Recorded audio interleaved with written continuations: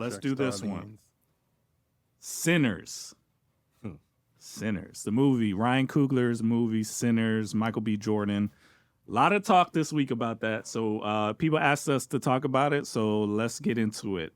Here we go with this one. Going to church. You know, I went to a Baptist church in Oakland called the Good Shepherd Church. That's where I was baptized. That's where my parents got married.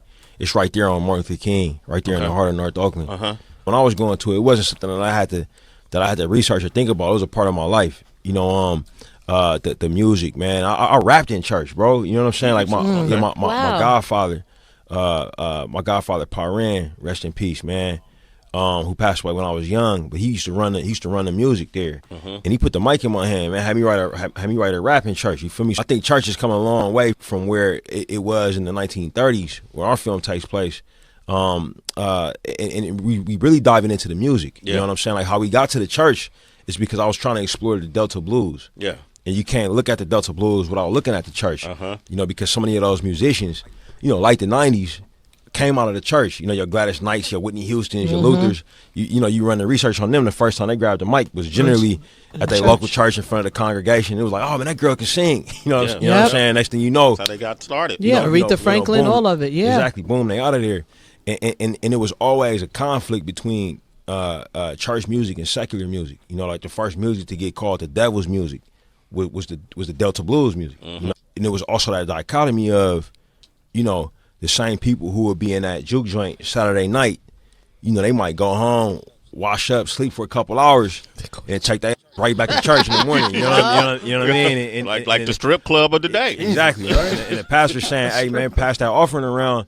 And when they light, they say, "Yeah, you had enough to buy that beer last night, though, didn't you?" You know what I mean? Like that. So it was always a conflict over these two institutions that basically had the same thing going on, and people was dealing with so much that they were looking for the same. They were looking for a little temporary release. Yeah, you know what I'm saying? Like you know, maybe it's spiritual on Sunday, maybe it's more carnal Saturday night. You know what I'm saying? But it is a necessary part of the human condition. And the blues music, coming out of Delta, it leaned into. All right, I've been waiting to talk to y'all about this. I tried not to say anything before the show started because I'm trying to like gather my thoughts on it. But you said you saw it? I did see it. I know a lot of people on YouTube were saying, you know, not to see it, but those people that were saying it didn't see it. So I was like, go watch it. There's no shade there. But yeah, so I wanted to talk about this in particular. We're gonna get into the more, you know, crazy stuff in a second. But when he said this feels like a direct line to us. And what the movie is trying to say. So I won't spoil anything in the movie. Most of y'all ain't gonna see it anyway. But this movie is essentially calling out. Okay, so I can say this. This isn't a spoiler. The main character is a young kid who could sing. He sings blues. His father is a pastor. Yeah. I did research on that, yeah. And his father basically told him, if you keep messing around in them clubs, you keep playing with the devil gonna come home with you. Yeah. That was the message from the beginning of the movie. Yeah. Which is common knowledge. Back in the day, people say that, and was saying that to the Luthers, to the Whitneys, to people back then. So, and up until today, right? Because we always have topics on the show about artists that go out, they start in the church, and then they get kind of like coaxed into becoming a big star, the Aretha Franklin's, all you know. And, you know, our message is always, it's not that you can't go do that, but what we've seen over and over and over again is people lose a hold of why they started doing music and what they were called for. You're called to bring glory to God. And usually what happens, and we've seen it with people on our team, we've seen it with people we mentor, we've seen it with people that we just know, you get kind of like, you know, lulled into this this idea that this is about you and not about God anymore. You know, it's about success. It's about this and that. So we're like in the story, we're kind of the church father. Yeah, we're the pastor telling, you know, artists to not go out into the world and get kind of like turned out. So it's interesting. I was when I was watching, I was like, what is his point? What's Ryan's point here? And I can't say any more about that, but I'll just say that it left me realizing that he thinks that our urging of people to stay close to God and don't get turned out and don't go out into the world and let them change you, I think he disagrees with that. And this is a guy, you heard, like, he came from church, he grew up in church, and I think I think what he got from his experience, growing up in West Coast, listening to, West Coast artists and hip hop and everything with his father, I think this idea that you can kind of do both, that you don't have to do the church thing, but as long as you avoid the devil thing, then you're fine. That's what you felt like from the movie, was the overall message? The point of the movie. Like you could do in the middle? You don't have to do what your dad, your PJ Morton, religious people do. You don't have to, it will lead you into some trouble. Yeah. As long as you avoid the devil, then you should do your own Are you going to show the other clip? Yeah. Okay, because I was about to say, in that clip, he kind of like gives the devil a pass. Because in that clip, he was like... Wait, which clip are you talking about? With the man that they was talking about. It's only the young lady. Okay. In the whole clip, he talks about, in that clip, the man is like, the story about Bob Johnson when... Not Bob Johnson, but I forgot his name. Yeah. But he was a guitar player. He couldn't play the guitar really well. Whatever. Sold his soul to the devil. But in that, he says in that actual clip, he goes, it really wasn't the devil. It was a Baba Yahweh. A deity from Africa that he really got his power from Africa. So on that kind of level, you know what I mean? Yeah. And so a conduit of the devil, agent of the devil. Yeah. So that's what inspired this story for him and his uncle, basically. And I think what it is just like this music is too important. I think it's kind of like his thesis is the music is too influential, is too important. Because if you know blues is kind of like the grandfather of rock and roll and country and hip hop and R&B. It's kind of like it kind of like informed the structure of how songs should sound and but it comes from us. Use. Yeah, exactly. First thing the devil used. It comes from gospel though. Yeah, exactly. Yeah. So the point is that and then of course it inspired like the Beatles and Elvis and big name people, right? So I think his idea is it was so important and it caused so much cultural change that it needed to happen even though the church said it was demonic. And I'm just like, Sean, you just might as well tell, man. No. I think people in the there's so much stuff online now. Yeah. Man. Yeah. You might as well like. But I feel like so far from what you're saying is he's telling people it's okay to be lukewarm. Yeah. So don't follow God, but don't follow the devil. Just be in the middle. And we know what the word says about that. The Lord spits that out of his mouth. And then my tiff, what I didn't really care for what he said from that clip, is that you could be carnal on Sunday and then go be carnal on Saturday, but go be spiritual on Sunday. God is calling us to be holy and to walk with him. And it's like, even though I understand he's, carnal, he's out there in the world or whatever, but as believers, we know that that's not what we're supposed to do because we're supposed to be resting places for the Lord.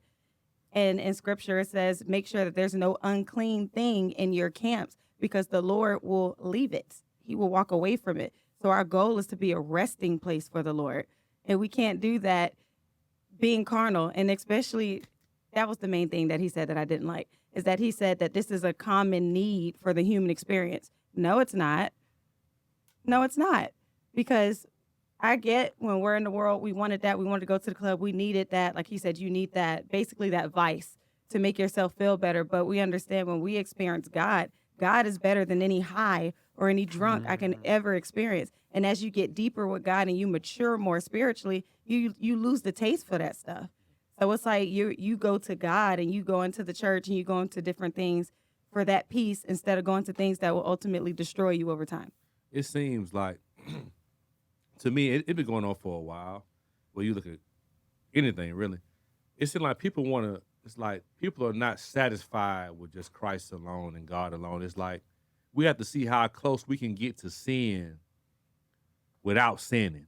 It's like we don't feel like it seems like we don't feel like it's possible to enjoy life or have fun or be creative or do different things without sin being involved. Yeah. It's like we're not satisfied with just the presence of God. We feel like all the fun and enjoyment and everything that we really like was over there. So how close can I get to that without crossing the line? How how much can I do? And it's like, when you go into that territory like that, like this Bible even say, stay away from the very appearance of evil. You know, and it talks about what fellowship does light have with darkness and these things. It's like the Israelites coming out of Egypt. It's like Egypt was bondage. It was slavery. It was brutal. You were getting beaten, families separated, everything that come along with slavery. God comes and saves you from that, but you still complaining and you bickering.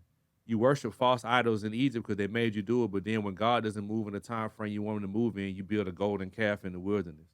It's like you're not satisfied with the trajectory God has you on or the things that God is doing for you. So now I want to go back and get just a little taste of what I had before. And when you flirt with disaster, you'll get more than what you're asking for. The devil gonna take you farther than you want to go, keep you longer than you want to stay. I think also too, the messaging of being in church and your gifts.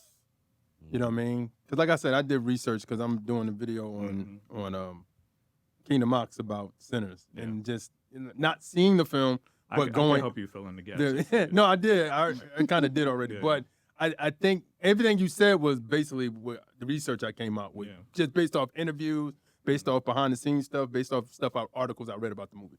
So I think at the end of the day is we got to have this real come to Jesus moment with our race. And the reason I say that is because I feel like a lot of black people feel like the movie They Clone Tyrone, like everything's part of black culture, including church. Yeah. So if I come up in the church and I just sing in the church, there was an usher in the church, if I was a greeter, whatever, that's just part of our culture. Black church is part of our culture as black people.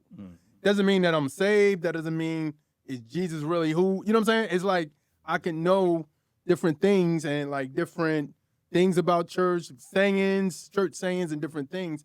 And I feel like based off what he was just saying, it's that that like you said, like, yo, you can do both. You can be in the church on Sunday and you can be in, and everything he's saying is not something new he created. Everything he's saying is something he either saw or you heard before. You know what I'm saying? I remember on What Love's Got to Do with It, when they, before she met Ike Turner, they was at her house and her mother was like, yeah, tonight we going to go to the club, in the morning we going to go to church. Like, it wasn't like we're going to live this thing out kind of vibe. You know what I mean? Yeah, I essentially, that's why I said this there's a straight line from this movie to us, because we started this whole thing to say, no, you're wrong. You do not have to be that way. You don't have to be, go to the club on Saturday, go to church on Sunday. Yeah.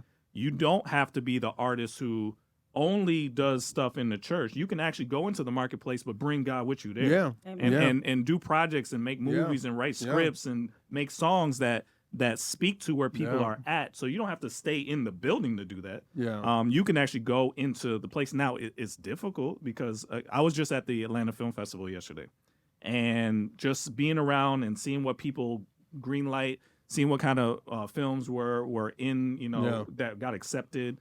You're definitely against the tide. Like their culture wants you to embrace this pseudo spiritual, do your own thing, find your own path. Do what thou will. Yeah, it's the same. It's new age. So as long you could talk about God all you want to, as long as you allow for them to be able to, you can still do what you want to do. You see what I'm saying? They'll let you say whatever you want, but just sneak in there that you can't have a standard. You can't stand. You can't stand hard on the line of is Jesus or nothing. Like you got to be lukewarm. You got to compromise. You got to make it appealing or palatable for the people who don't necessarily believe what you believe. And like you can't really expect unbelievers to respect or honor what believers honor or respect. But as a believer, I feel like we talking about now, if the lines are blurred, if you see me at the juke joint Saturday night, but then you see me in church on Sunday, how much are you going to respect when I talk to you about the Lord and I talk about the standard of things? And so it's the same thing. If I'm willing to compromise my stance, whether it's about a movie or whether it's a song or whatever it is, when I do want to stand up, it's like, well, you were just in the same place as me. You were just doing the same thing I was doing. So how can you come and tell me about this? You didn't got to be judgmental. It's like, I can't respect it because you're not. So it has to be a standard. And it's like, the more you wanted to tiptoe across that line, people not going to hear what you got to say. And I think that's what his stance is, because when you're hearing it, it's like, I grew up in church. I did this. You know what I'm saying? Somewhere in his life, he probably saw the contradiction. I'm not saying anybody's family. Yeah. He saw something in his life that was like, oh, so. This ain't really real. Or it's not even real, but it's just like, y'all up here acting foolish and still doing like you said. Right, I'm walking past, me and my friends walking from somewhere, and we seen the deacon drunk, and he church is just whatever. another gathering. Yeah. It's like church is a gathering. Yeah. What we doing is a gathering. It's just two different gatherings. But that's what we're trying to say is that was wrong. This is wrong. Every other example you're pulling up is all wrong. And what we're trying to say is it doesn't have to be. I think we grow up in that's as good as it gets. You kind of do your own thing, but you give honor to God. Do your best. That's kind of as good as it gets. But what God is asking for is holiness. Mm-hmm. And I'm not coming at this as like judging Ryan or judging any of the people in the thing. I'm literally trying to figure out what can I say to explain why the conclusion you came to is not accurate. You know what I'm saying? And the only thing I could come to is I could hear people saying, well, why is it bad to have fun and dance and kind of do this and that? The reason why we're kind of harping on it a little bit is when Jesus said a little bit of yeast can turn the whole thing. Leaven the whole lump. So it's like, a little bit of sin here, a little bit of doing what I want over here, a little bit of cheating on my wife, a little bit of. It's like, no, like if you allow for anything that's unholy to be a part of your life, like, and you're comfortable with it, you know, it'll destroy you. It's not just like it's not kind of bad or like you know, it's like it'll destroy your life. That's how the devil do. Like, he's not going to come most of the time with just the blatant, outright just sin. It's a little bit here, a little compromise here, a little compromise there. Next thing you know, you find yourself in this place wondering how you got there. He been walking you down. Like, you talk about a predator, say he's like a roaring lion, seeking whom he may devour. You ever watch National Geographic? Lions to be out there in the savannah like, here I am, the lion. You know what I'm saying? Like, they're laying low in the grass. They're waiting for somebody to be lagging behind. They're waiting for you not to be paying attention while you at the watering pool drinking. They're waiting for an opportune time to pounce on you. So while you out here just frolicking around, not paying attention, don't know what's going on, he's scouting you. Like, what do you say when people are like, the work of Aretha Franklin, the work of Patti LaBelle, the work of whoever else came from church that's popular now, it was essential. Like we had to have it. We had a conversation a couple of weeks ago about Jermaine Dupri talking about. That's the reason why music is lacking now, because there's no church in it. Yeah, there's no people from the church, and I think what's happening is the younger generation who are in church is like, you're getting enough messages saying the world is wrong. Don't go to the world. It's like, I'm not taking my talents to these record labels. If my master's getting possessed by demonic entities coming inside of it, people praying over stuff like that. So it's like, I'm not doing that. I'm trying to that. I gotta let you grape me and all kind of stuff. Like, it's not worth it. I think honestly, it's too much information out now about the music industry that people are like, I'm not doing that. So is there no hope for an artist that's like, man, I have an Aretha Franklin career in me. I have I'm gonna be honest with you, whoever else in me. We gotta admit that we've been doing this wrong for a long that too. Time. That too. It got to be some accountability taken, like the Whitney Houstons and the Anita Bakers and all these folks who make these songs that we just grew up to and we love and all this kind of stuff. Like, and they started out in the church using their gifts, but they're singing about things outside the will of God. Like, that's, even though they're quote unquote legends and it was great music, it's still compromised. It's still wrong. It's like the same thing we do now. We allow talent to get a pass in the church. We allow talent and we let fame and status get a pass in the church. You let people who got a certain amount of status and fame come into the church. They can walk up in your pulpit and start talking. If they're given a certain amount of money, you're going to let them sit in the front of the church and say whatever and do whatever. It's capitalism. You know what I'm saying? It's like church is being ran more like a business. It's a business model for church more so than it is a spirit-filled, spirit-led organism glorifying Christ, with everybody in there glorifying Christ with the way we live. Yeah. It's more about what's going to benefit me. How are we going to get this building? How are we going to get the young people involved? Let me do this. Like, it's a bunch of gimmicks. It's a bunch of games. It's a bunch of stuff. So people feel comfortable. But you know what's interesting, too, when we talk about it? Yeah. Majority of these people that we name some of them are PKs. Well, that's what I'm asking. Just tell me straight. I'm an 18-year-old actor. I'm an 18-year-old director. I'm an 18-year-old artist. I believe I could have greatness in me. I could be as good as Michael Jackson. I could be as good as whoever, Prince, whoever. Are you telling me I should just not even pursue that at all? Or like, what's your recommendation? God gave you the usual gifts to give glory honor to God. If, like you said, now everybody's not called to go into that space. Some folks have aspirations to go into that space, but they can't. Yeah. If you feel like the Lord has led you into this mainstream arena and you're going to glorify God and you're not going to compromise your stance, the money, the lights, the stuff like that, not going to make you compromise, and you feel like God told you to do that, who am I to say God didn't tell you that? But every week we get on here and we tell them it's impossible. Like there's gatekeepers that will force you to do things that you. But it's a way now where with social media and SoundCloud and all the rest of it, it's a way out here to have your own platform now to where you may not be like Grammy, Oscar award winning person, but you can sustain and have a good living and have a good career and be known and effective. So but is that what we're saying? Is that thing that you see, the Ryan Coogler's, the Christopher Nolan's, the Michaels, the Jay-Z's, that's just not for a Christian. If you think about it, who created that platform? Where did it come from? And then when you think about it too, because I'm a Whitney stan, love Whitney Houston. But one time I was listening to her music, because it ain't Thanksgiving unless we cooking to Whitney or whatever. It ain't Thanksgiving till that thing come on. But when I was listening to the music, it's like my ears opened up. Hey, honey. Hey. And I was like, she's singing about adultery. Like all of these songs, none of I'm every woman. I can make what you said. I can cast a spell. Like, ooh, Lord, a lot I of can this set stuff, a mood, light a fire inside. All this stuff she's saying, like it's So witchcraft. is the answer no? It's not for a Christian. No, I'll go back to what you were saying. Thank you. Yeah. So like when we go back in history, I like to go back in history with some of these things or whatever, because it brings a lot of light. Like why they say like boomers and stuff be pissed and angry all the time. And now I'm starting to see why. Because when this stuff even started, like theater and music and all this stuff even started, it was started to be against the church. They did the same. They scheduled their shows at the same time that church would be in session. It was always drinking, gambling, all of this stuff. It literally was against the church. Who created this level in this platform? Because I remember I was even talking to my mom, and the Lord flooded that conversation. Because my mom always felt like the enemy would tell her, God called her to be a psalmist, but the enemy would tell her, you don't sound like Whitney Houston, though. You're never going to be as big as Whitney Houston. But Whitney wasn't used by the Lord.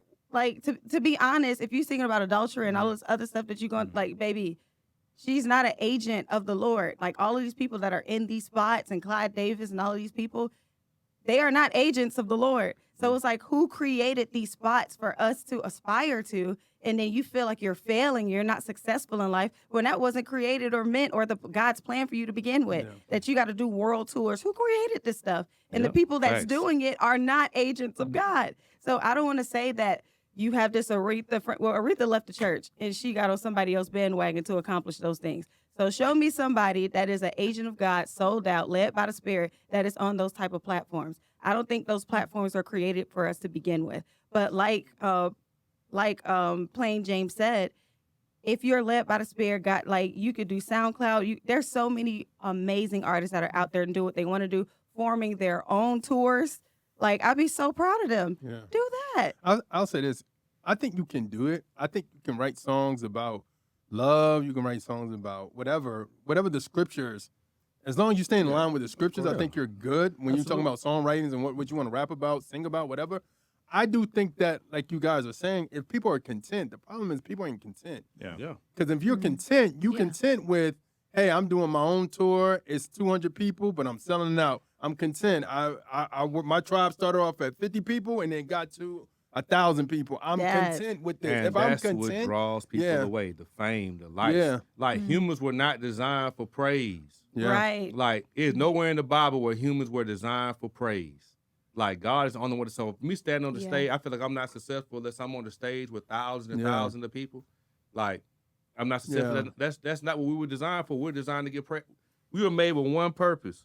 So anything that's taking you away from that is not the will of God. And we just got to be honest. All of us, we got to be honest with ourselves. There were times in our lives where we were honoring this stuff and putting this stuff on the pedestal and making it seem like it was the best thing ever. Right. And it's not the will of God at all. That's why the path is narrow. If we come on here and say this, folks finna start making all kind of excuses. Well, now we can't do this. Now we can't do that.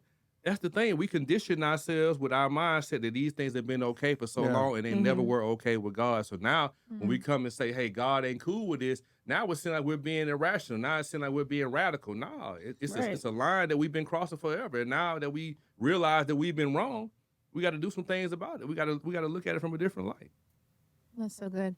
I just wanted to piggyback on what Shania was saying, particularly about like Whitney Houston. You know, the thought that came to my mind was a lot of times you see in music remnants of light. You see, and when I say remnants, I more mean like morsels, crumbs. You can see some part of that, right? But it may not be in the fullness or in the entirety. So for me, Whitney, I feel like I saw pieces of like God breaking through. Like I still listen to the Preacher's Wife album, like to this day. And I think about the Color Purple, which I'm sure people have mixed opinions on the movie and whether or not they'll watch it, but I saw it. And one of the takeaways that I got from it was that people are seeking God. Yeah. People are seeking light.